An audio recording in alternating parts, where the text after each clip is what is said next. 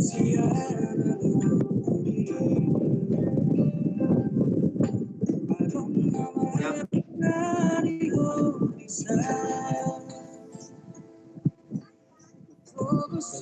pokoknya aku pakai ini lagi lah.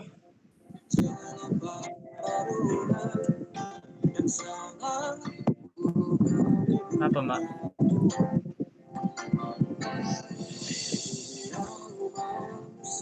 Dahsyat. Nah, ini dia. Siapa nih? Oh, ini Sadika, weh, Sadika.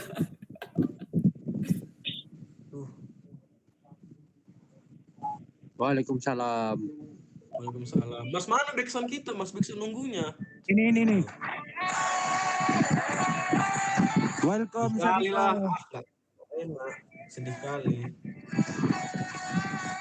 Welcome Sadika to Nah, ini lagi my yang mau masuk band. nih. Si Ayu. Oke, si Ayu masuk. Welcome Ayu to my band.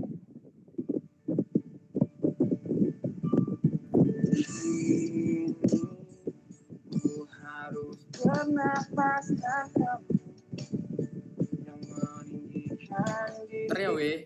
Ini lagi nunggu Harry. Ada bintang tamunya. Aduh. Lagi kami ngundang bintang tamu, soalnya kami lagi dapat podcast yang Siapa bintang tamu utamanya? bintang tamu utamanya Sadika. Ah ini.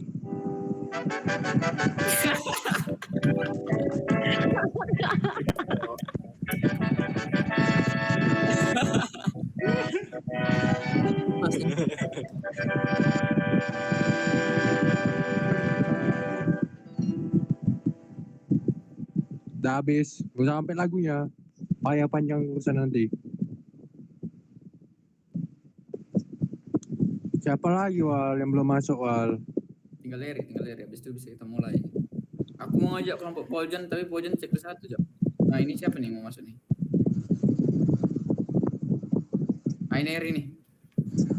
Oma, please welcome Harry. Tetetet, Mas.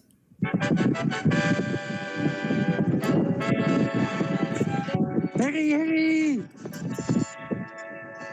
Oke. Ya, ada lagunya. Oke. Pasti Kalian dong. kalau on cam bisa, weh. Kalau mau on cam lebih bagus soalnya. Kalau misalnya bintang tamunya ini. Nah, Terima kasih mantap. kepada bintang tamu yang telah hadir di Her, malam tadi berapa sama Iwan untuk mau kayak gini Her? Gak ada, sepenuh hati. Nah, udah, kau denger tuh. Ini relawan, Cok. Ya buka diancam Cok. Ayo mulai yuk, Pak Zri. Dia bisa, Zri. Kok aku yang pertama masa? Aku pertama, aku moderator. Ya kan biasa gitu. Aku materi tadi kan, Wal. Woi, materiku yang mana Cok? Materi kan gue tadi kan. Masa harus nimbrung di sini lagi dah, ish. Loh lala, aku Kau tahu, aplikasi lain. Dimas, dia nggak punya materi dari awal. Kucet mana mas, santai ada itu katanya. Sampai sekarang makanya aku bilang sama kalian bandel kali. Udah cepet lah, Dimas udah nggak waktunya lagi. Udah aku aplikasi lain 2.6 tak berapa tuh adalah aplikasi lain namanya. Nah, itu aku. Aku yang itu kan, yang ku cari kan. Iya. Ya pokoknya materinya itu materi yang kalian cari. Mas, kau ambil materiku mas. Ya Jri, udah bisa Jri.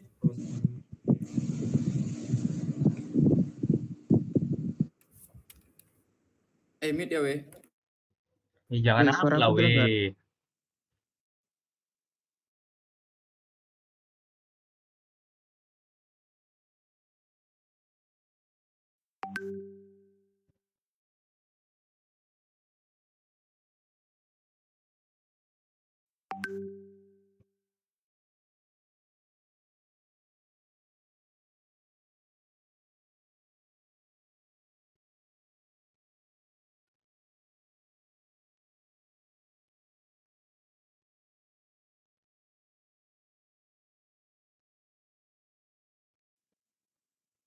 Wih, jadinya siapa nih? Fazri, dia lagi nyari kata-kata tuh. Enggak loh ya. Oh, Lain AI yang banget tuh. lain. Ini GPT.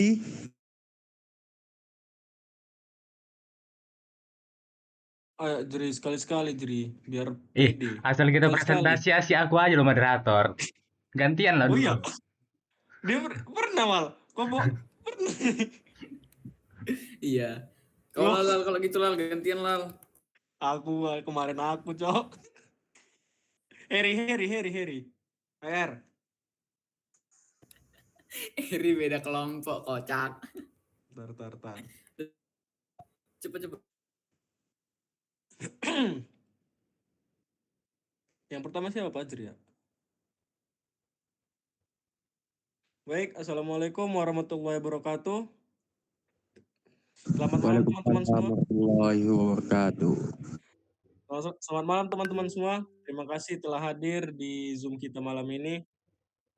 Sebelum itu kita puji syukur kepada Allah Tuhan semesta alam yang telah memberikan kita kesehatan dan kesempatan untuk berkumpul di malam ini.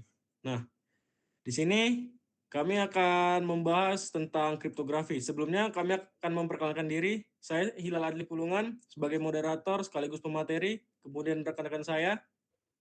Saya Iwal Kurniawan Sinaga sebagai materi.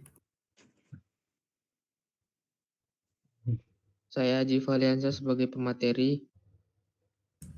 Saya Muhammad Rizky Najah sebagai pemateri. Saya Dimas Suryo sebagai pemateri. Saya Fajar Syahrul Muharram sebagai pemateri. Selanjutnya saya akan membahas tentang latar belakang. Dalam perkembangan teknologi pada era digital, saat ini telah memberikan perubahan yang sangat signifikan dalam berbagai bidang kehidupan, khususnya pada sektor pendidikan, bisnis, pemerintahan, serta organisasi.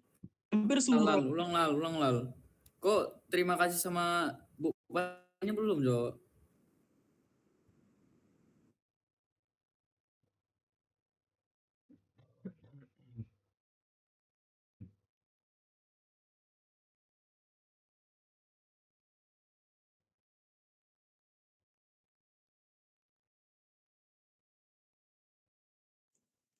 Baik, Assalamualaikum warahmatullahi wabarakatuh.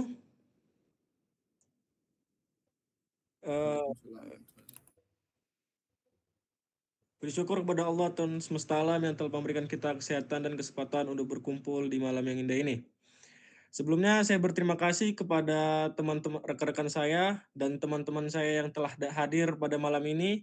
Kemudian saya berterima kasih kepada dosen pengampu Bu Fatia yang telah memberikan materi yang akan kami jelaskan pada malam ini. Perkenalkan, nama saya Hilal Adli Pulungan. Di sini saya sebagai pemateri sekaligus pemoderator. Kemudian rekan-rekan saya. Perkenalkan, nama saya Iwal Kurniawan Sinaga sebagai pemateri.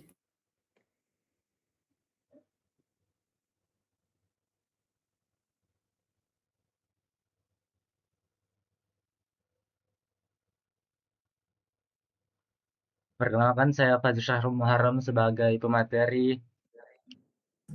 Perkenalkan saya Muhammad Rizky Najah sebagai pemateri. Perkenalkan, nama saya Haji Valiansa sebagai pemateri. Perkenalkan, saya Dimas Suryo sebagai pemateri. Terima kasih kepada rekan-rekan saya yang telah mengenalkan diri. Selanjutnya, saya akan membacakan tentang latar belakang. Nah, teman-teman, perkembangan teknologi pada digital saat ini telah memberikan perubahan yang sangat signifikan di bidang, khususnya pada sektor pendidikan, bisnis, pemerintahan, serta organisasi. Nah, hampir seluruh aktivitas manusia kini bergantung pada penggunaan sistem dan informasi sebagai alat pendukung pekerjaan, agar dapat dilakukan secara lebih efektif dan efisien. Hal ini menjadikan informasi sebagai salah satu aset yang sangat penting dalam bernilai teman-teman. Di sini kita akan membahas pengertian kriptografi yang akan dibahas rekan saya, Fazri. Fazri, silakan.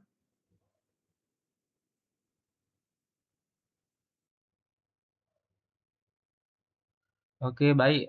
Di sini saya akan membahas materi yang pertama yaitu pengertian kriptografi.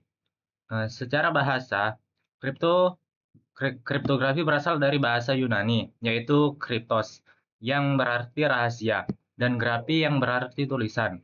Secara sederhana, kriptografi bisa dipahami sebagai cara untuk menulis atau menyampaikan pesan secara rahasia. Di era digital seperti sekarang, kriptografi punya peran yang sangat penting, terutama dalam menjaga keamanan data. Kriptografi digunakan untuk melindungi informasi supaya tidak bisa diakses, dibaca, atau bahkan diubah oleh orang yang tidak punya izin. Jadi, bisa dibilang kriptografi ini adalah salah satu benteng utama dalam keamanan sistem informasi. Dalam penggunaannya, kriptografi terdiri dari beberapa bagian yang penting dan saling berhubungan. Yang pertama yaitu ada plain text, yaitu data atau pesan asli sebelum diamankan.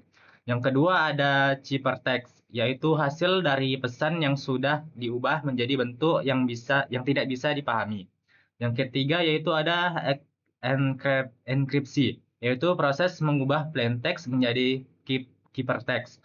Yang keempat ada deskripsi, yaitu proses untuk mengembalikan ciphertext ke bentuk semula. Dan terakhir adalah kunci atau key, yaitu komponen penting yang digunakan untuk mengatur proses enkripsi dan deskripsi. Baik, selanjutnya yaitu ada sejarah kriptografi. Yang pertama yaitu ada kriptografi di zaman kuno. Di zaman awal, kriptografi masih sangat sederhana. Orang-orang memakainya hanya untuk teknik dasar seperti mengganti huruf substitusi atau mengubah urutan huruf atau transposisi. Biasanya teknik ini cuma dipakai oleh kalangan tertentu, seperti pimpinan militer, karena tidak semua orang bisa membaca dan menulis. Yang kedua yaitu kriptografi zaman Yunani dan Romawi. Masuk ke zaman Yunani dan Romawi, kriptografi mulai berkembang ke arah yang lebih terarah. Waktu itu kebutuhan komunikasi rahasia, terutama di militer, makin meningkat. Munculnya teknik kriptografi menjadi lebih terstruktur, seperti Caesar Shifter yang dipakai pola tetap dalam mengubah huruf. Di sini kriptografi mulai dianggap sebagai alat penting dalam strategi komunikasi, bukan cuma sekedar menyembunyikan pesan. Yang ketiga yaitu kriptografi abad pertengahan. Di abad pertengahan, kriptografi mulai berkembang lebih serius. Tidak cuma hanya membuat sandi, tetapi juga mulai dipikirkan cara membuat dan juga memecahkan sandi tersebut. Yang keempat yaitu kriptografi era Renaissance hingga modern awal. Di periode ini, kriptografi makin kompleks karena metode lama mulai gampang dibongkar. Jadi dibuatlah teknik yang lebih sulit seperti menggunakan beberapa pola sekaligus dalam satu pesan. Selain itu, mulai diperkenalkan juga konsep kunci dalam penyandian. Kriptografi pun mulai banyak digunakan dalam komunikasi penting seperti diplomasi dan juga pemerintahan. Yang kelima yaitu kriptografi pada Perang Dunia. Saat Perang Dunia, kriptografi berkembang sangat pesat. Waktu itu sudah mulai digunakan mesin mekanis untuk membuat sandi yang jauh lebih rumit. Di sisi lain, teknik untuk memecahkan sandi juga ikut berkembang dengan pendekatan matematika. Di sini mulai terlihat hubungan antara kriptografi dan juga teknologi komputasi, yang nantinya berkembang jadi komputer modern. Dan yang terakhir yaitu kriptografi modern. Di era sekarang, kriptografi sudah jadi sistem yang sangat kompleks dan berbasis algoritma matematika. Ada dua jenis utama yang digunakan yaitu kriptografi simetris dan juga asimetris.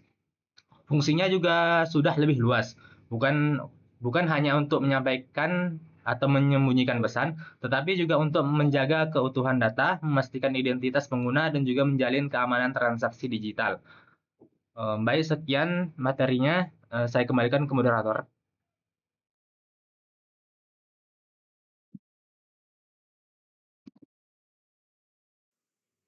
Baik, terima kasih kepada Fazir yang telah menjelaskan materi tentang kriptografi. Selanjutnya kita masuk ke dalam konsep dasar kriptografi. Nah, teman-teman, materi ini akan dibaca oleh rekan saya Aji. Untuk Aji, dipersilahkan.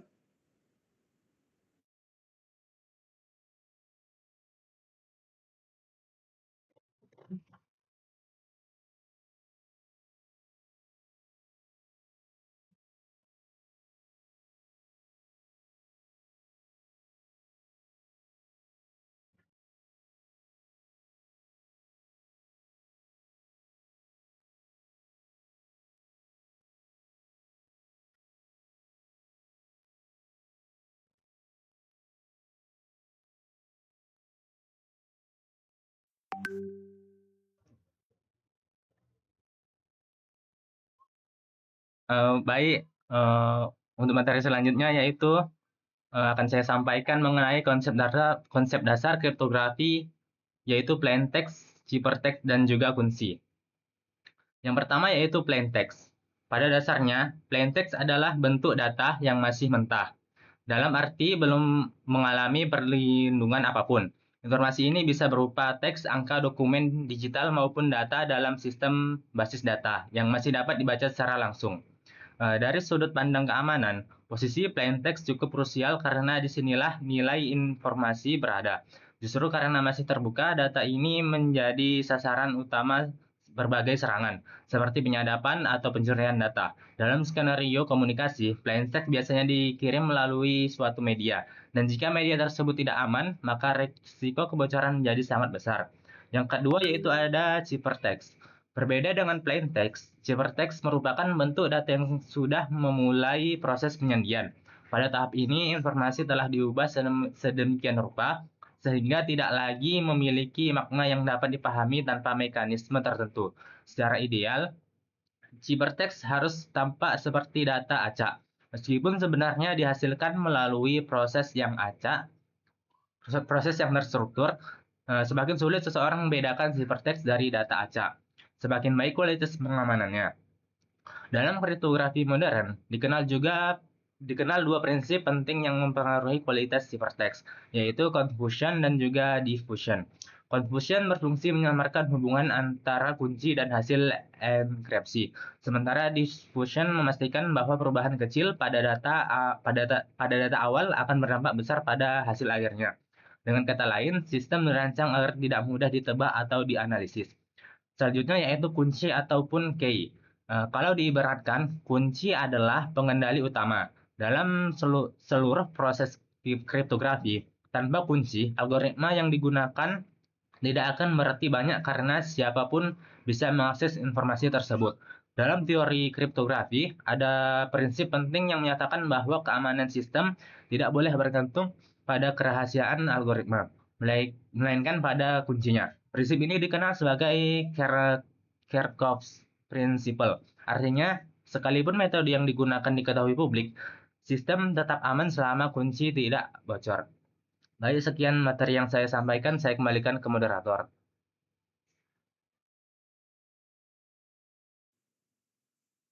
Baik, terima kasih kepada rekan saya Fajri yang telah menjelaskan tentang kriptografi. Selanjutnya adalah hubungan antara plain text, ciphertext, dan kunci.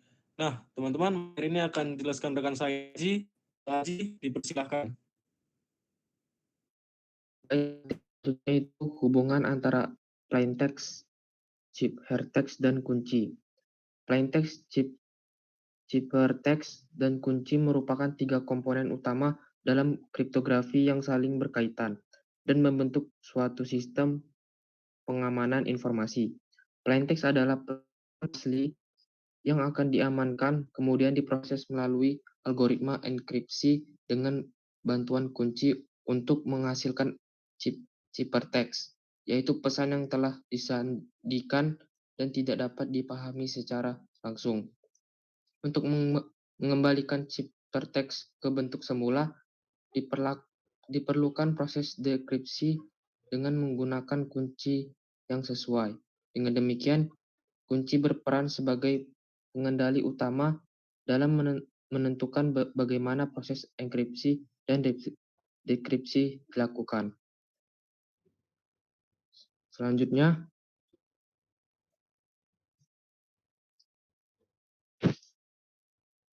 jenis-jenis kriptografi. Nah, yang pertama ada kriptografi simetris. Kriptografi simetris yang dalam literatur juga sering disebut sebagai kriptografi kunci rahasia atau secret key kriptografi. Merupakan jenis algoritma yang menggunakan satu buah kunci yang sama untuk melakukan proses enkripsi dan dekripsi. Dengan kata lain, kunci yang digunakan oleh pengirim untuk mengubah plain text menjadi ciphertext harus identik dengan kunci yang digunakan oleh penerima untuk mengembalikan ciphertext menjadi plain text. Berikut kelebihan utama dari kriptografi simetris adalah Yang pertama, kecepatan komputasi yang tinggi. Algoritma simetris relatif sederhana dan tidak memerlukan operasi matematika yang rumit seperti eksponensiasi atau logaritma diskrit. Yang kedua, efisiensi sumber daya. Karena operasinya yang sederhana, kriptografi simetris membutuhkan daya komputasi yang lebih rendah dibandingkan kriptografi asimetris. Selanjutnya, kelemahan utama dari kriptografi simetris adalah pertama, masalah distribusi kunci. Tantangan terbesar dalam kriptografi simetris yaitu bagaimana cara mengirim kunci rahasia kepada penerima melalui saluran komunikasi yang tidak aman. Yang kedua, manajemen kunci yang kompleks. Dalam lingkungan dengan banyak pengguna, misalnya pada sebuah organisasi yang memiliki 100 orang, setiap pasangan pengguna yang ingin berkomunikasi secara rahasia membutuhkan sepasang kunci yang unik. Jumlah total kunci yang harus dikelola adalah sebanyak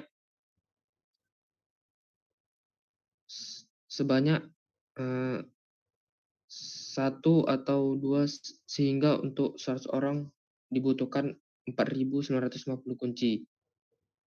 Selanjutnya, kriptografi asimetris.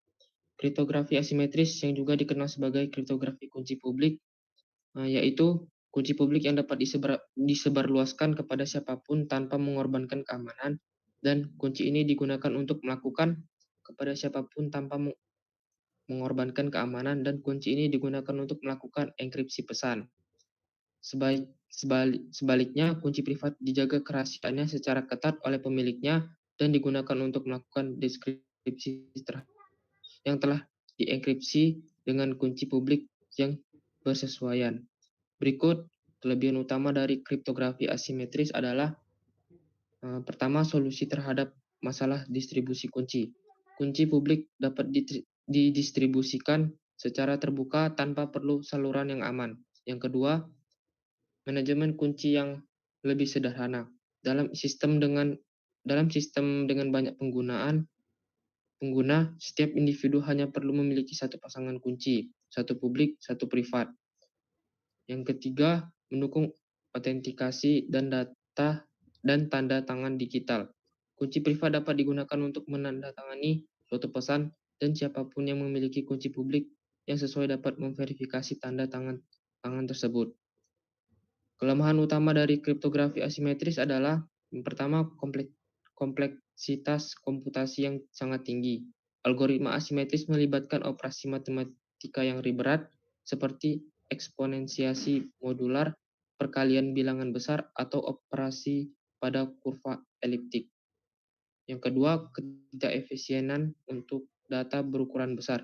Karena kelambatannya, kriptografi asimetris tidak pernah digunakan untuk menginskripsi data dalam jumlah besar secara langsung. Yang terakhir, ketiga, rentan terhadap serangan man in the middle atau MITM jika tidak ada autentikasi kunci publik. Jika seorang penyusup dapat mengganti kunci publik penerima dengan kunci publik miliknya sendiri, maka ia dapat menyadap dan memodifikasi pesan. Baik, selanjutnya saya serahkan kepada moderator.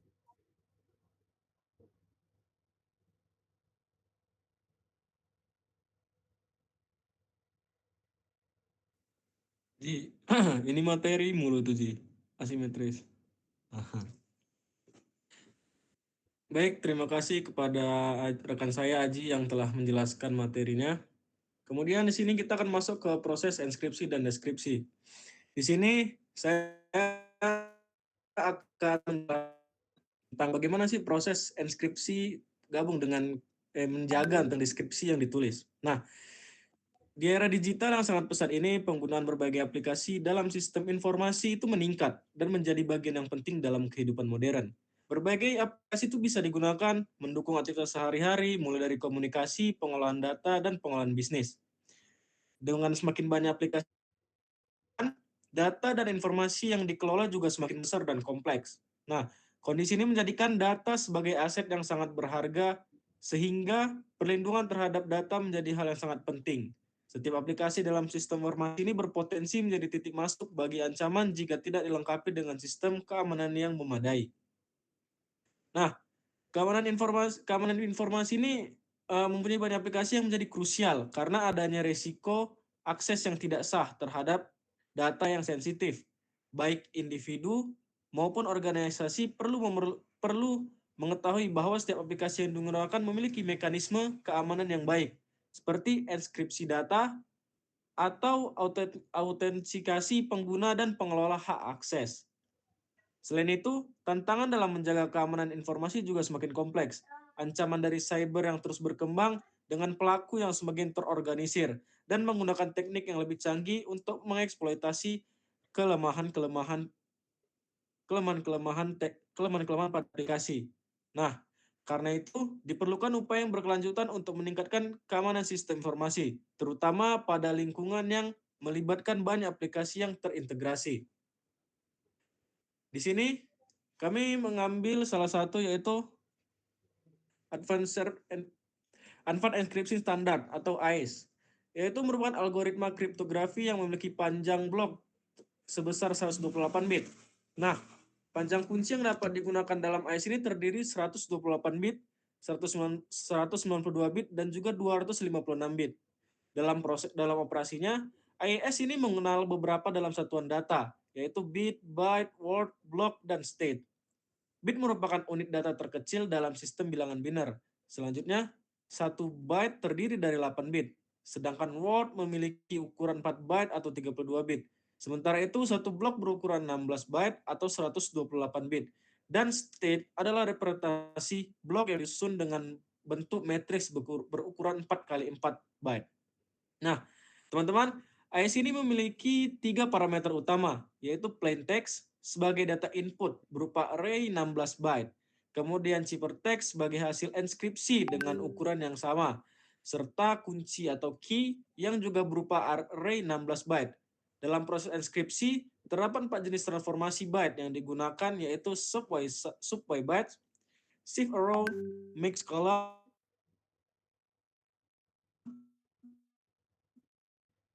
key. Padatnya, dalam state akan mengalami proses add round key. Kemudian beberapa putaran atau round sesuai dengan jumlah yang akan ditentukan. Nah, proses ini berulang-ulang dan dikenal sebagai round dalam algoritma AES. Namun, pada putaran terakhir terdapat sedikit perbedaan dibandingkan putaran sebelumnya, yaitu tidak dilakukannya transformasi mix columns. Selanjutnya. Nah, teman-teman, di sini kami akan menjelaskan tentang cara kerja Advanced Encryption Standard atau AES. Algoritma Advanced Standard atau AES itu bekerja mengikuti tahapan proses enskripsi secara sistematis. Kita bisa menganggap enskripsi itu yaitu gembok yang terjaga. Nah, tahapan pertama adalah add round key, yaitu proses melakukan operasi XOR atau plain text dengan kunci awal. Tahap ini sering disebut sebagai putaran awal atau initial round. Selanjutnya, proses enskripsi ini dilakukan dalam beberapa putaran. Jadi pada setiap putaran itu terdapat beberapa langkah utama. Yang pertama adalah subbyte. Nah, subbyte ini adalah proses menggunakan table S-box yang setiap elemennya dalam state itu digantikan dengan nilai sesuai pada table SIP2TC, di mana dalam SIP2TC itu selalu terganti. Kemudian yang kedua adalah shift row, yaitu proses pergeseran baris pada matrix state. Jadi setiap baris itu akan digeser ke kiri dengan jumlah pergeseran yang berbeda-beda, sehingga menghasilkan perubahan posisi data. Dengan proses row ini menggunakan tahap jumlah pergeseran yang berbeda-beda. Kemudian pergeseran baris dengan matrix data ini menjadikan barisnya itu setiap byte itu tergeser dengan 1, kemudian tergeser 2 byte dan masuk ke 4.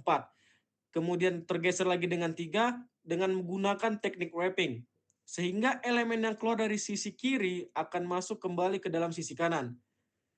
Tahap selanjutnya yaitu mix column, yaitu proses transformasi. Nah, pada setiap kolom dalam state, setiap kolom ini dikomunikasikan menggunakan operasi matematika tertentu, sehingga menghasilkan perubahan nilai yang lebih acak dari sebelumnya. Proses ini melibatkan perkalian matriks, tetap dengan setiap kolom pada stage dalam yang terakhir atau tidak terbatas. Nah, selanjutnya itu Setiap byte dalam state ini akan di XOR dengan byte yang sesuai dari kunci yang telah dihasilkan melalui proses key schedule. Jadi, hasil ciphertext dalam satu putaran akan digunakan sebagai input untuk putaran berikutnya.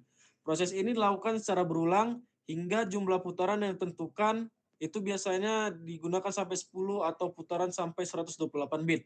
Pada putaran terakhir terdapat sedikit perbedaan. Dibandingkan putaran sebelumnya, tahapan yang dilakukan hanya meliputi subbyte, add round key, tanpa melibatkan proses mid-columns. Nah, selanjutnya kita akan masuk kepada aplikasi lain dari kriptografi dalam sistem informasi yang akan dijelaskan oleh rekan saya Dimas. Untuk Dimas, dipersilahkan. Terima kasih kepada moderator atas kesempatannya. Ini kita materi aplikasi lain kriptografi dalam sistem informasi. Di era digital yang sangat pesat saat ini, penggunaan berbagai aplikasi dalam sistem informasi semakin meningkat dan menjadi bagian penting dalam kehidupan modern. Beragam aplikasi digunakan untuk mendukung aktivitas sehari-hari, mulai dari komunikasi, pengolahan data, hingga pengelolaan bisnis dan layanan pemerintahan. Hal ini menunjukkan bahwa sistem informasi tidak lagi berdiri sendiri, melainkan terintegrasi dengan banyak aplikasi yang saling terhubung. Yang pertama adalah voting pemungutan suara. Voting atau pemungutan suara merupakan salah satu elemen penting dalam proses demokrasi dan pengambilan keputusan, baik dalam skala pemilihan umum maupun dalam organisasi. Seiring dengan perkembangan teknologi informasi, metode pemungutan suara tradisional telah mengalami perubahan yang signifikan. Salah satu inovasi yang muncul dalam sistem e-voting adalah sistem e-voting, yaitu pemungutan suara secara elektronik dengan memanfaatkan teknologi informasi dan komunikasi. Melalui e-voting, pemilih dapat memberikan suara menggunakan perangkat seperti komputer atau ponsel pintar. Meskipun berbagai penelitian telah berhasil mengembangkan aplikasi e-voting, masih terdapat sejumlah kelemahan yang cukup signifikan. Salah satu permasalahan utama adalah kurangnya sistem keamanan yang memadai, sehingga meningkatkan resiko terjadinya manipulasi data dan serangan cyber. Selain itu, terdapat pula kendala dalam transparansi proses perhitungan suara, kesulitan dalam melakukan verifikasi hasil, serta ketergantungan pada otoritas pusat dan pengelolaan sistem. Lalu untuk yang nomor 2 itu ada digital signature atau tanda tangan. Dokumen merupakan aset yang penting yang menjadi sumber informasi bagi instansi, organisasi, negara maupun individu. Jika tidak dikelola dengan baik, dokumen beresiko hilang atau rusak di masa mendatang. Oleh karena itu, diperlukan mekanisme pengamanan yang mampu menjaga keaslian dan keutuhan dokumen. Salah satu solusi yang digunakan adalah tanda tangan digital, yang dapat menjamin bahwa isi dokumen tidak mengalami perubahan serta memastikan pihak pembuat tidak dapat menyangkal keabsahannya. Tanda tangan digital bekerja dengan memanfaatkan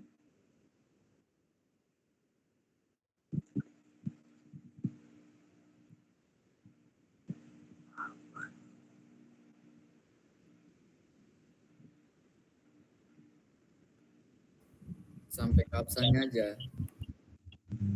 nanti cut ya, pantek lah memangnya.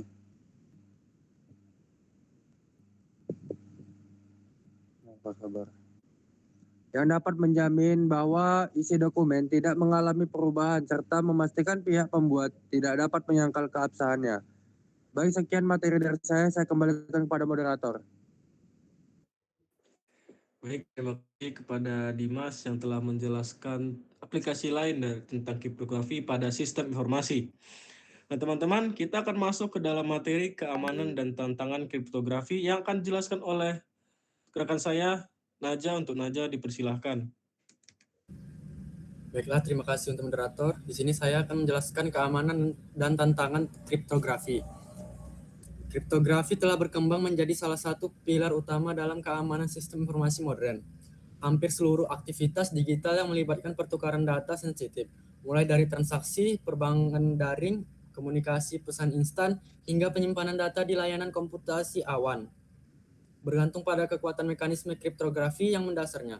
Namun demikian, kekuatan sebuah sistem kriptografi tidak semata-mata ditentukan oleh kecanggihan algoritmanya, melainkan juga oleh ketetapan implementasinya. Keandalan manajemen kuncinya serta kemampuan sistem tersebut untuk bertahan menghadapi ancaman yang terus berkembang dari waktu ke waktu. Keamanan suatu sistem kriptografi secara fundamental bertumpu pada beberapa prinsip yang telah disepakati secara luas dalam komunitas kriptografi. Salah satu yang paling mendasar adalah prinsip menyatakan bahwa keamanan sebuah sistem kriptografi harus sepenuhnya bergantung pada kerahasiaan kunci, bukan pada kerahasiaan algoritmanya. Artinya sebuah kriptografi yang baik harus tetap aman meskipun seluruh detail mekanismenya diketahui oleh pihak penyerang. Selama kunci yang digunakan tetap dirahasiakan, prinsip ini melatar belakangi praktik modern di mana algoritma kriptografinya standar seperti AES dan RSA dipublikasikan secara terbuka dan telah diuji secara ekstensif oleh komunitas ilmiah global. Sementara keamanannya tetap terjaga melalui kerahasiaan kunci. Prinsip dan aspek keamanan kriptografi. Prinsip keamanan tergantung pada kerahasiaan kunci, bukan pada kerahasiaan algoritma. Algoritma seperti AES dan RSA dipublikasikan secara terbuka, namun tetap aman selama kunci dirahasiakan. Kerahasiaan atau confidentiality memastikan bahwa informasi hanya dapat diakses oleh pihak yang berwenang melalui enkripsi data, sehingga pihak yang tidak berhak tidak dapat membaca isi pesan jika berhasil mencegahnya. Yang ketiga, data atau integrity, menjamin bahwa data tidak diubah atau dimanipulasi selama transmisi maupun penyimpanan. Umumnya diwujudkan melalui fungsi kriptografi dan autentikasi pesan (MAC). Selanjutnya, autentikasi atau yang berkomunikasi atau keaslian data menggunakan mekanisme seperti tanda tangan digital, sertifikat PKL, dan protokol autentikasi berbasis kriptografi. Selanjutnya, penyangkalan atau non-repudiation, mencegah pihak pengirim menyangkal bahwa mereka telah mengirim suatu pesan atau melakukan suatu transaksi. Diwujudkan melalui tanda tangan digital yang mengikat identitas pengirim secara kriptografis. Yang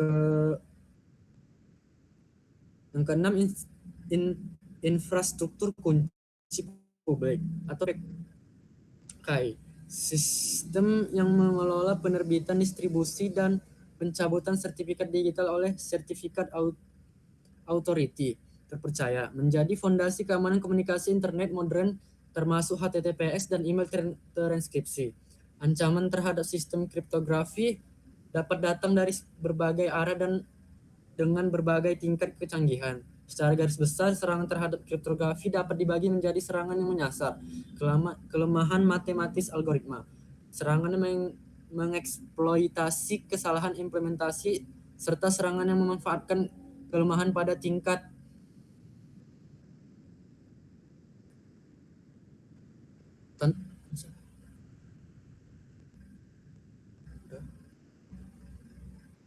tantangan utama dalam kriptografi. Secara brute force dan kriptanalysis, ancaman berupa pencarian kunci secara menyeluruh dan eksploitasi kelemahan matematis algoritma, seperti diferensial kriptanalysis mengharuskan penggunaan kunci dan panjang yang memadai, minimal 128 bit untuk simetris, 2048 bit untuk RSA. Serangan side channel, serangan yang mengeksploitasi informasi yang bocor dari implementasi fisik, seperti konsumsi daya, power analytic attack, waktu operasi, dan emisi elektromagnetik tanpa perlu menyerang algoritma secara matematis.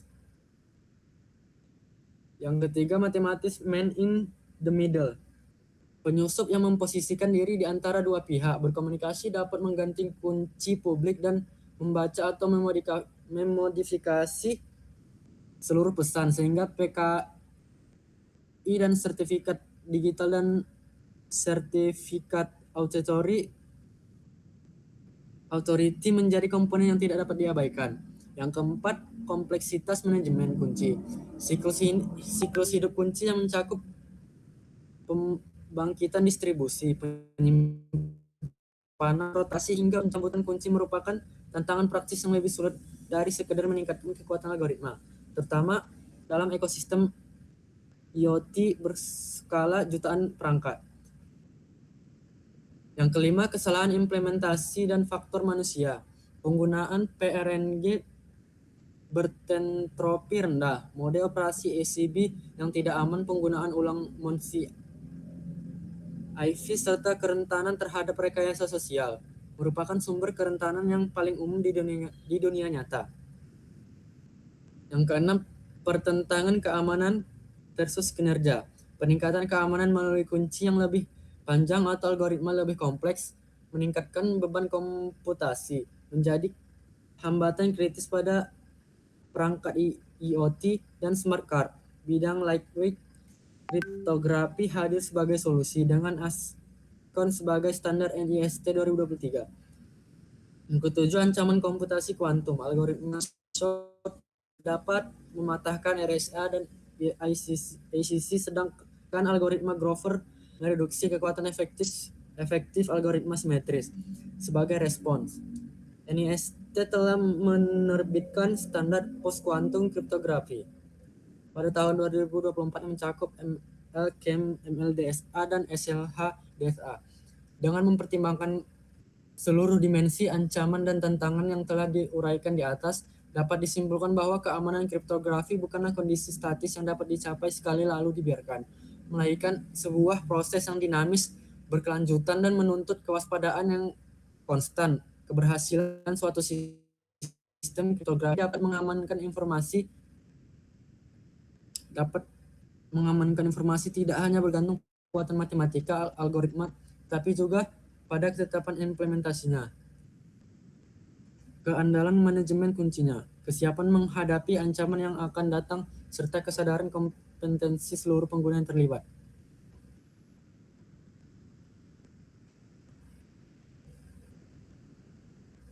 Baik, saya kembalikan ke moderator.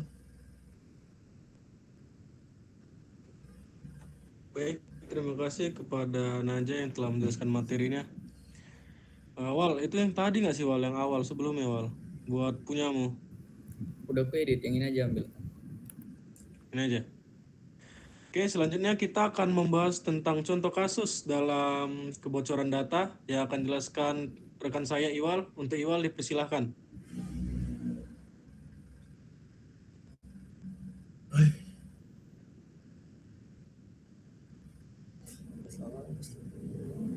Baik, terima kasih kepada moderator. Di sini saya akan menjelaskan mengenai 2 contoh kasus kriptografi di Indonesia serta memberikan solusi.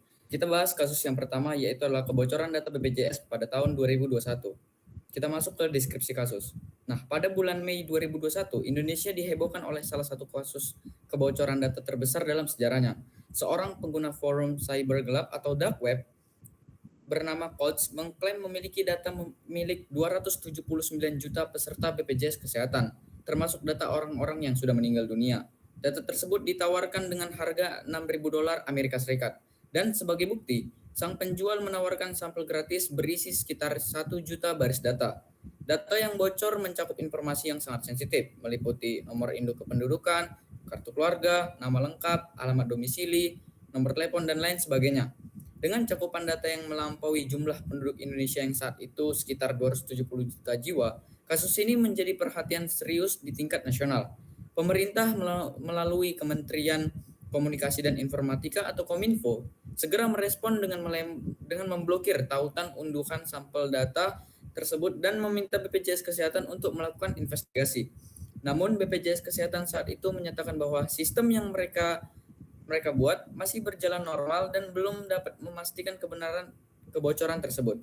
Hasil investigasi awal dari Lembaga Keamanan Siber menunjukkan kesesuaian antara format data sampel dengan struktur basis data yang digunakan BPJS Kesehatan.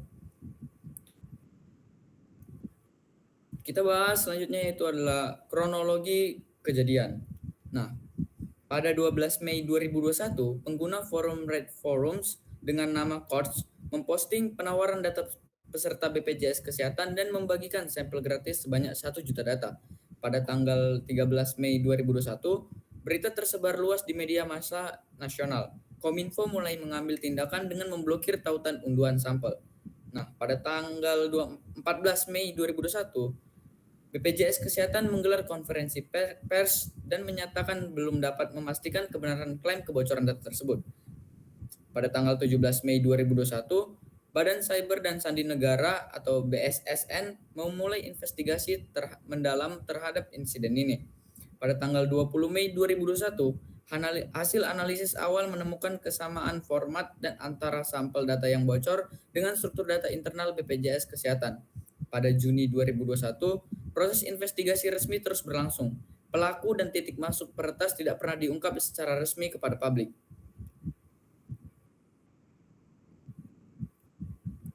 Selanjutnya masuk ke analisis kelemahan kripto.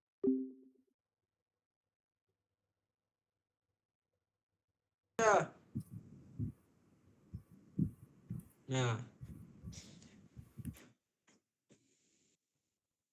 baik teman-teman, selanjutnya kita akan membahas contoh kasus dalam kebocoran data. Nah, materi ini akan dijelaskan oleh teman saya Iwal. Untuk Iwal dipersilahkan. Sabar Pak, belum rekam. Astagfirullah, lupa. Oh, ada apa kok Pak Jering ngerekam. Nah, baik. Selanjutnya kita akan membahas tentang contoh kasus kebocoran data. Nah, teman-teman, materi ini akan dijelaskan oleh rekan saya Iwal. Untuk Iwal dipersilahkan. Baik, terima kasih kepada moderator. Di sini saya akan menjelaskan 2 contoh kasus kebocoran yang disebabkan oleh banyak hal yang ada di Indonesia. Pertama, kita akan masuk ke kasus yang pertama, yaitu kebocoran data BPJS Kesehatan pada tahun 2021. Kita masuk ke deskripsi kasus. Nah, pada bulan Mei 2021, Indonesia dihebohkan oleh salah satu kasus kebocoran data terbesar dalam sejarahnya. Seorang pengguna forum cyber gelap atau dark web bernama Quartz mengklaim memiliki data milik 279 juta peserta BPJS Kesehatan, termasuk data orang-orang yang sudah meninggal dunia.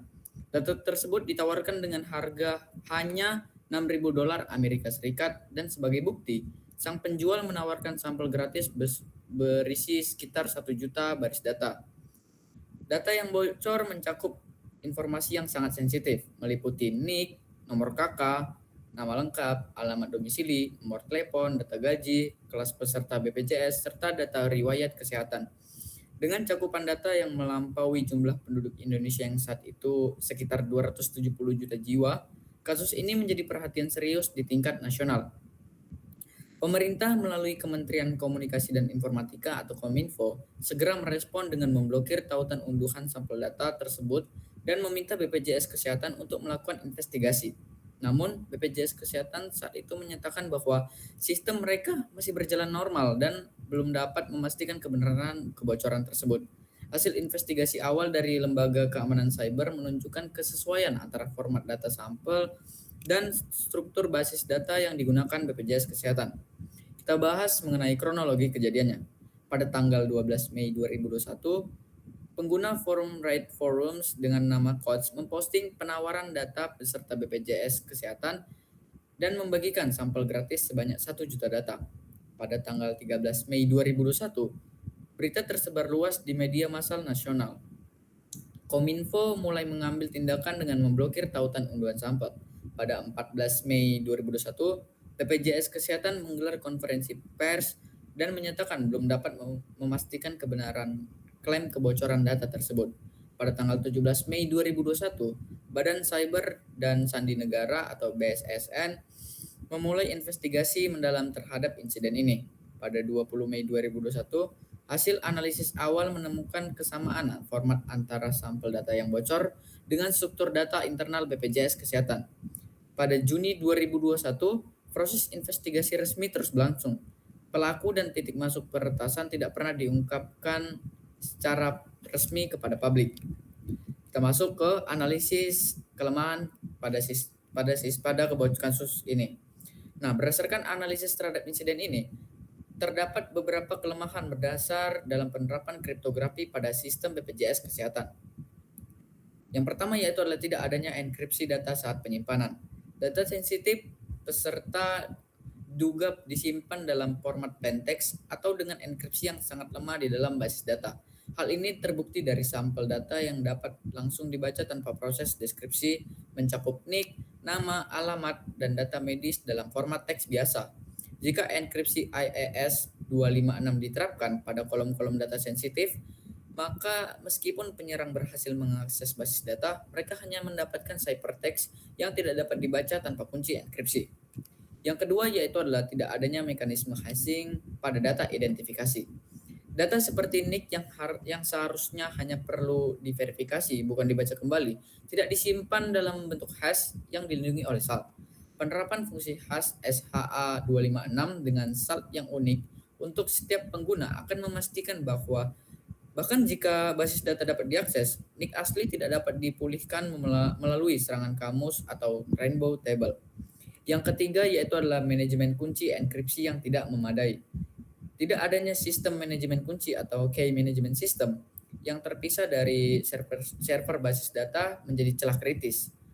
Bahkan jika enkripsi diterapkan, apabila kunci enkripsi disimpan di server yang sama dengan data, penyerang yang berhasil mengakses server tersebut akan mendapatkan kunci sekaligus data terenkripsi, sehingga enkripsi menjadi tidak berarti. Yang keempat, kelemahan dalam enkripsi komunikasi jaringan internal. Terdapat indikasi bahwa komunikasi antar layanan internal tidak sepenuhnya menggunakan enkripsi TLS, sehingga data yang bergerak di dalam jaringan internal dapat disadap oleh penyerang yang berhasil masuk ke dalam jaringan. Selanjutnya, masuk ke solusi kriptografi yang direkomendasikan. Untuk mencegah terulangnya kasus serupa, berikut saya jelaskan mengenai solusi kriptografi yang direkomendasikan. Solusi yang pertama yaitu adalah enkripsi penuh pada basis data. Menerapkan enkripsi AES 256 GCM Galileo's Counter Mode pada setiap kolom data sensitif dalam basis data. Berbeda dengan enkripsi penuh pada disk, enkripsi pada tingkat kolom memungkinkan sistem untuk mengontrol secara granular kolom mana saja yang dienkripsi dan siapa saja yang memiliki akses kunci untuk mendeskripsinya. Mode GCM juga menyediakan autentikasi terintegrasi sehingga manipulasi data dapat terdeteksi. Solusi yang kedua yaitu adalah hashing password dan data identifikasi dengan SALT. Menerapkan fungsi hash bcrypt atau Argon 2 dengan SALT yang digenerate secara acak untuk setiap pengguna. Argon 2 dirancang khusus untuk melambatkan serangan brute force dan memiliki parameter yang dapat disesuaikan sesuai dengan kebutuhan keamanan. Nick dan data identitas lain hanya perlu diverifikasi disimpan dalam bentuk hash ini. Solusi yang ketiga yaitu adalah implementasi key management system. Mengimplementasi sistem manajemen kunci kriptografi yang terpisah secara fisik dan logis dari server basis data. KMS dapat menggunakan solusi seperti HashiCorp, Vault, AWS, KMS, atau perangkat keras khusus HSM, Hardware Security Module. Dengan KSM, kunci enkripsi tidak pernah berada di lokasi yang sama dengan data terenkripsi, dan setiap akses kunci tercatat secara audit. Solusi yang keempat yaitu adalah enkripsi menyeluruh pada komunikasi internal. Menerapkan mutual TLS atau MTLS pada semua komunikasi antar layanan internal. Berbeda dengan TLS biasa yang hanya mengautentikasi server, MTLS mengharuskan kedua pihak yaitu klien dan server untuk saling membuktikan identitasnya menggunakan sertifikat digital. Hal ini mencegah serangan man in the middle bahkan di dalam jaringan internal organisasi. Baik, itu dia mengenai kasus yang pertama yaitu kebocoran pada BPJS Kesehatan. Selanjutnya kasus yang kedua yaitu adalah kebocoran data pada BRI Live pada tahun 2021. Masuk kita ke deskripsi kasus. Pada Juli 2021, sekitar 2 bulan setelah kasus BPJS Kesehatan, Indonesia kembali dikejutkan oleh kasus kebocoran data besar lainnya. Kali ini korbannya adalah BRI Life, anak perusahaan PT Bank Rakyat Indonesia yang bergerak di bidang asuransi jiwa. Sebuah kelompok peretas yang mengidentifikasi diri sebagai Desorden mengklaim telah berhasil mencuri 2 terabyte data dari server BRI Life. Yang membuat kasus ini berbeda dari BPJS Kesehatan adalah jenis data yang bocor.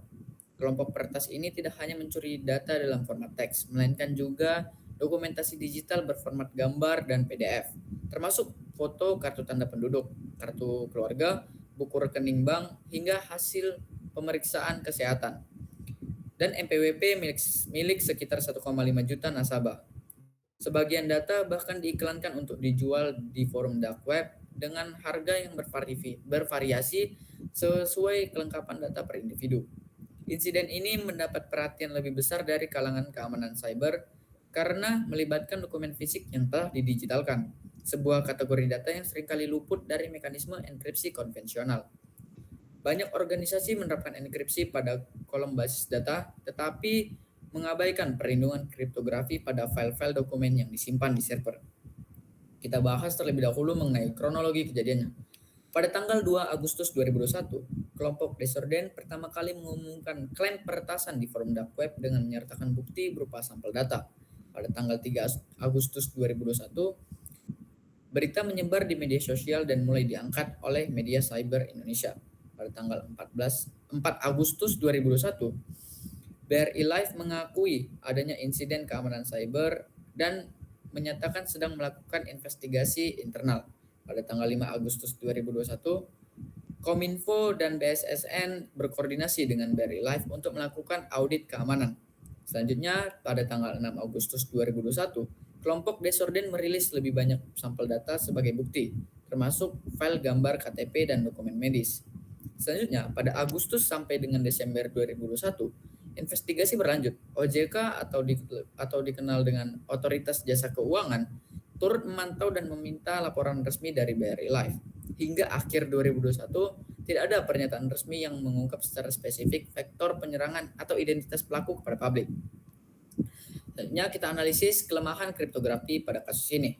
Kasus BRI Life mengungkap kelemahan kriptografi yang lebih kompleks dibandingkan kasus BPJS Kesehatan, karena melibatkan file dokumen bukan sekedar data terstruktur. Yang pertama yaitu tidak adanya enkripsi pada file dokumen digital. File-file dokumen seperti scan KTP, KK, dan PDF rekening disimpan di server tanpa enkripsi.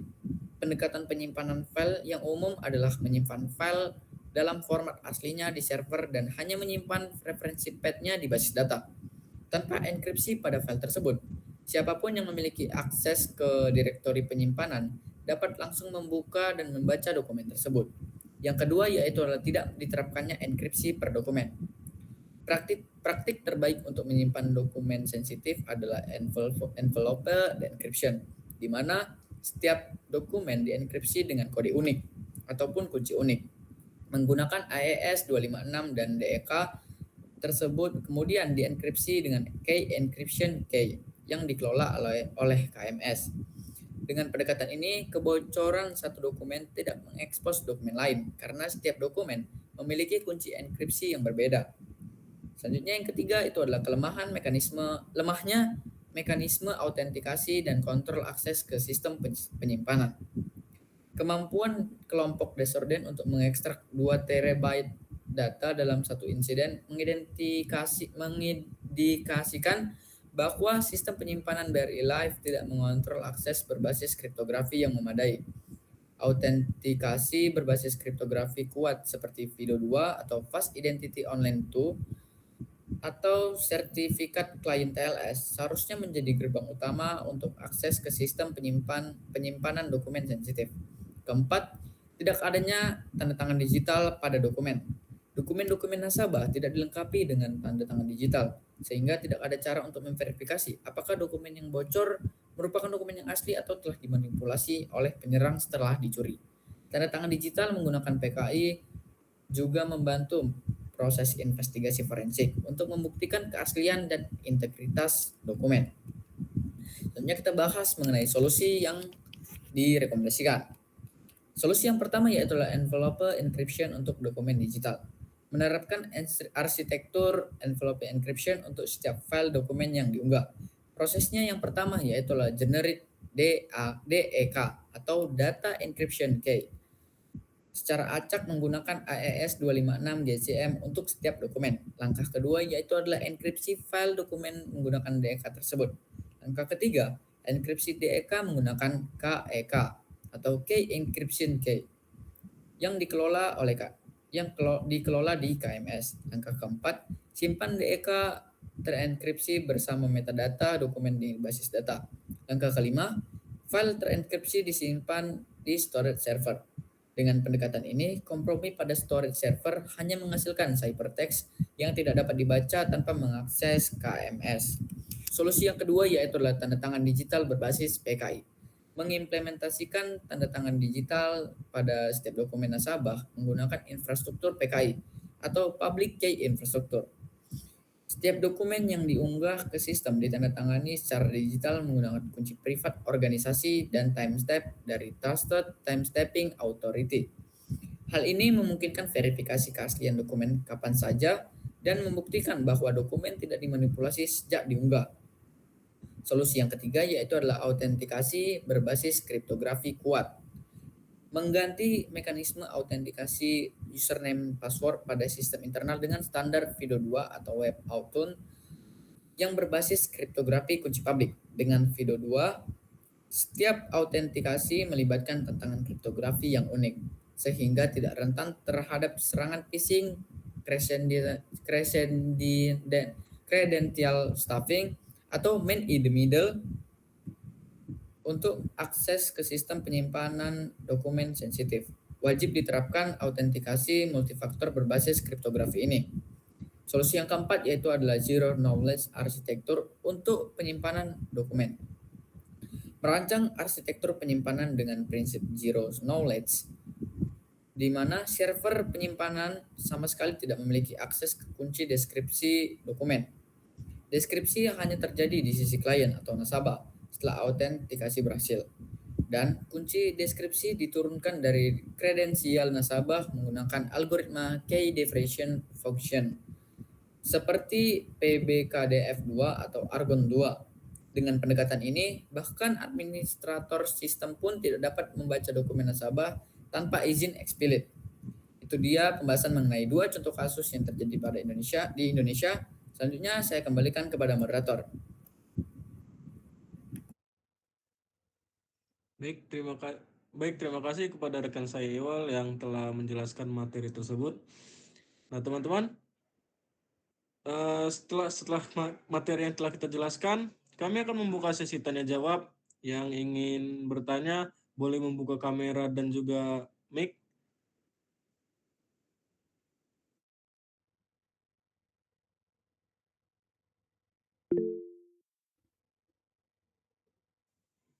Baik, tuh Heri, persilahkan. Baik, terima kasih kepada moderator atas kesempatannya. Sebelumnya perkenalkan saya Heri Widimaha dari kelompok 7. Untuk pertanyaan saya, jika data nasabah BRI Live benar-benar telah dienkripsi dengan standar yang kuat dan diamankan melalui protokol seperti TLS, mengapa data tersebut masih bisa bocor dan diperjualbelikan dalam bentuk yang siap digunakan? Apakah ini menunjukkan kegagalan pada implementasi kriptografi, manajemen kunci yang buruk, atau justru data tidak sepenuhnya terenkripsi sejak awal? Sudah jelas? Apa rekan-rekan saya sudah jelas? Baik, terima kasih. Selanjutnya untuk Ayu.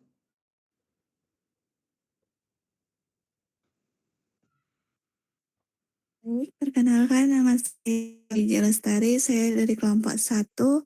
Saya ingin bertanya, jadi pertanyaannya berdasarkan analisis kelompok, data BPJS yang bocor bisa langsung dibaca karena tidak adanya encryption at risk. Mengapa masih banyak instansi besar di Indonesia yang melewatkan langkah enkripsi dasar seperti ini? Apakah sudah jelas? Sudah jelas, terima kasih Ayu. Baik.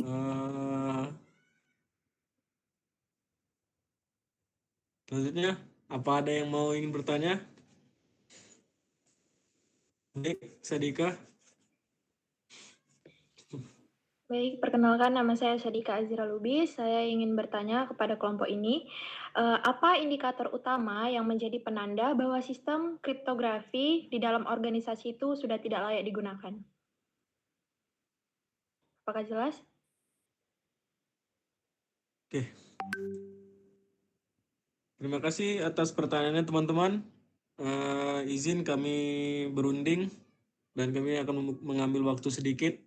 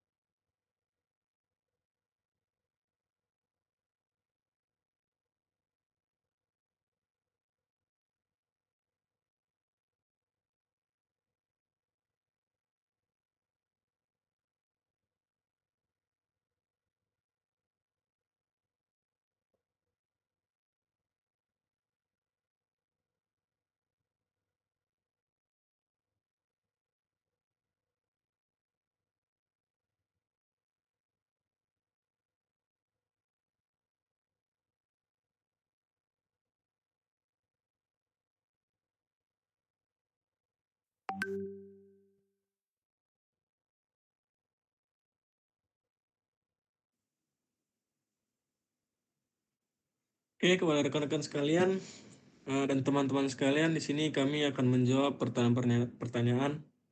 Yang pertama untuk Kak Ayu akan dijawab oleh rekan saya Aji. Untuk Aji dipersilahkan. Baik, pertanyaannya boleh dibacakan ulang, Ayu?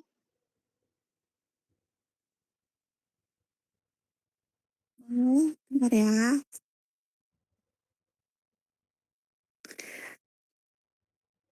Jadi pertanyaannya itu tadi, berdasarkan analisis kelompok, data BPJS yang bocor bisa langsung dibaca karena tidak ada encryption at risk. Mengapa masih banyak instansi besar di Indonesia yang melewatkan langkah enkripsi dasar seperti ini?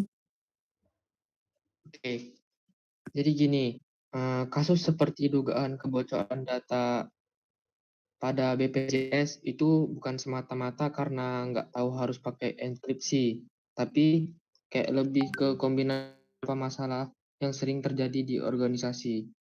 Seperti yang pertama itu banyak sistem yang dipakai itu sistem lama atau legacy system. Dulu waktu dibangun standar keamanannya belum seketat sekarang dan enkripsi misalnya pakai advanced encryption standar belum jadi prioritas. Nah, pas sistemnya udah dipakai jutaan orang, upgrade itu jadi ribet, mahal, dan resiko. Terus yang kedua itu ada mindset yang penting sistem jalan dulu. Fokusnya lebih ke fungsi dan layanan ke penggunaan. Jadi enkripsi sering dianggap tambahan, bukan kebutuhan utama. Padahal sekarang justru itu dianggap basic. Yang ketiga, soal biaya dan kompleksitas. Enkripsi itu bukan cuma aktif fitur, tapi juga harus mikirin yang pertama, manajemen kunci, format sistem, integrasi dengan sistem lain, dan banyak instansi akhirnya nunda karena takut bikin sistem makin berat atau susah di-maintain. Yang kelima itu faktor manusia juga, misalnya salah konfigurasi database, akses terlalu terbuka, atau bahkan data sensitif disimpan tanpa proteksi karena dianggap internal aman.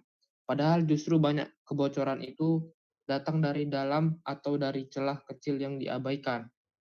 Nah, jadi intinya itu bukan karena teknologinya yang nggak ada, tapi lebih ke prioritas, kompleksitas, dan kebiasaan lama yang belum berubah.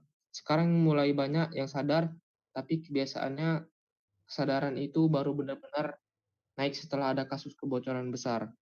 Jadi gitu jawabannya dari Ayu. Apakah bisa diterima? Bisa.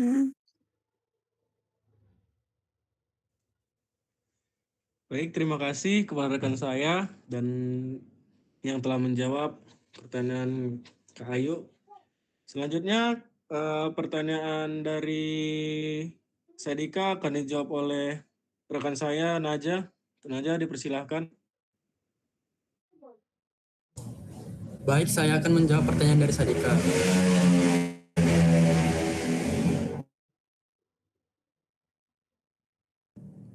Pertanyaannya, apa indikator utama bahwa sistem kriptografi di suatu perusahaan sudah tidak layak digunakan?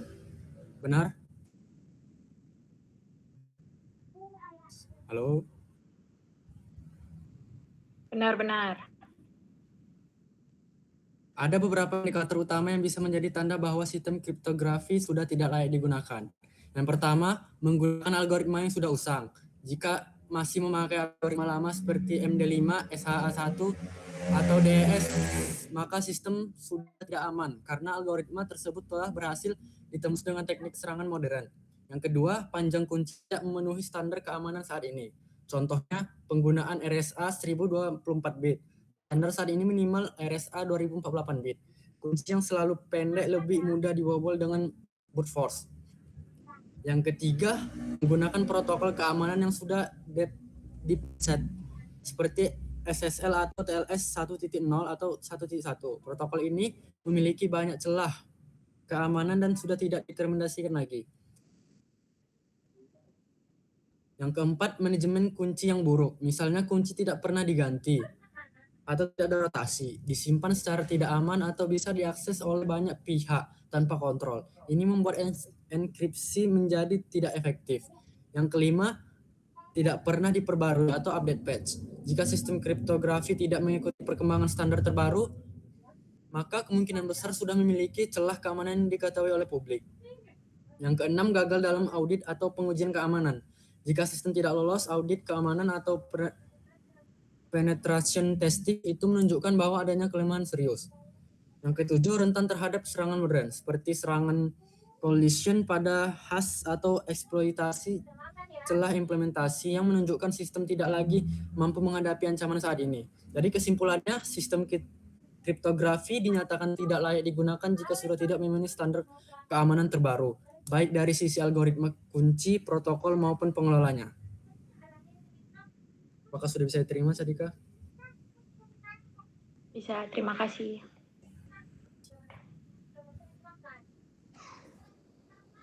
Baik, terima kasih kepada rekan saya Najah. Nah, intinya itu dalam berkembangnya teknologi itu bakal ada celah dalam sistem yang memumpuni standar internasional, di mana indikatornya itu akan menjadikan standar nasional itu upgrade bagi sistem-sistem perusahaan.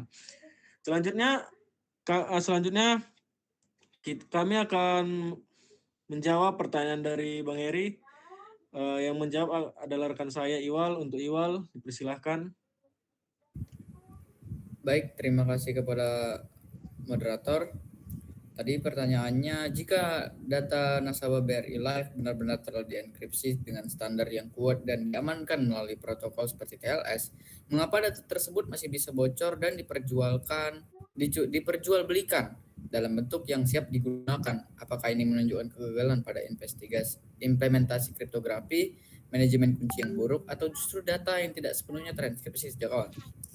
Jadi, kebocoran data yang tetap siap pakai meskipun ada klaim penggunaan kriptografi biasanya bukan karena algoritma enkripsinya lemah, melainkan karena masalah pada implementasi dan pengelolaannya.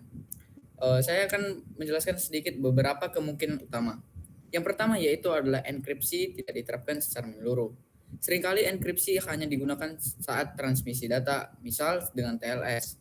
Tetapi data yang disimpan di database atau file tidak dienkripsi. Jika penyerang berhasil masuk ke sistem internal, mereka bisa langsung mengambil data dalam bentuk asli. Yang kedua yaitu adalah manajemen kunci yang buruk. Enkripsi sekuat apapun akan gagal jika kunci enkripsi tidak diamankan dengan baik.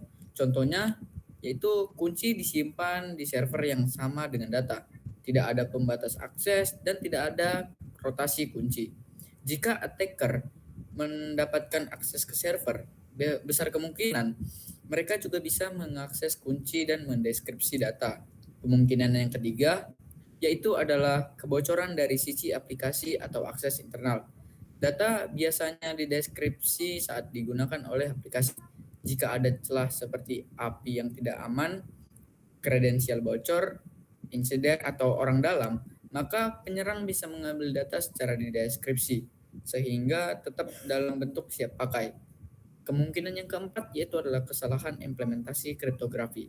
Masalah sering terjadi bukan pada algoritma, tetapi pada cara penerapannya. Misalnya password tanpa salting atau hashing yang benar, konfigurasi enkripsi yang salah, penggunaan library yang tidak aman atau usang. Nah, kemungkinan yang kelima yaitu adalah data memang tidak terenkripsi sejak awal. Dalam beberapa kasus, data sensitif seperti dokumen PDF, foto KTP, data pribadi lainnya disimpan tanpa enkripsi yang kuat. Akibatnya, saat bocor, data langsung bisa digunakan tanpa perlu proses deskripsi. Jadi, kasus seperti ini menunjukkan bahwa kriptografi saja tidak cukup. Keamanan sistem bergantung pada implementasi yang benar, manajemen kunci yang aman, kontrol akses yang ketat. Tanpa ketiga hal tersebut, enkripsi hanya menjadi lapisan formalitas yang tidak efektif dan melindungi data. Saya kembalikan ke moderator. Oke, sudah paham, Heri? Jelas, terima kasih. Terima kasih kepada teman-teman saya dan rekan-rekan saya yang telah menyempatkan waktu untuk menjelaskan materi. Dan juga teman-teman saya yang masuk ke dalam Google Meet kita pada malam ini. Nah, jadi kesimpulan dari materi yang kami sampaikan yaitu berdasar pembahasan ini mengenai kriptografi dapat disimpulkan bahwa teknik penting dalam menjaga keamanan informasi di era digital yaitu melindungi data dari akses yang tidak sah dengan cara mengubah plain text menjadi ciphertext melalui proses enkripsi serta mengembalikannya melalui proses deskripsi. Nah, konsep dasar kriptografi ini melibatkan komponen utama yaitu plain text, ciphertext, dan kunci yang menjadi fondasi pada setiap sistem keamanan. Selain itu, kriptografi ini juga memiliki utama yaitu kunci, kriptografi asimetris, dan juga kunci publik dan private. Nah, kedua jenis ini memiliki kelebihan dan kekurangan masing-masing serta digunakan secara kombinasi dan sistem modern. Mungkin sekian dari kami. Bila ada salah mohon dimaafkan. Wabillahi taufik walhidayah. Wassalamualaikum warahmatullahi wabarakatuh. Waalaikumsalam warahmatullahi wabarakatuh. Wabarakatuh.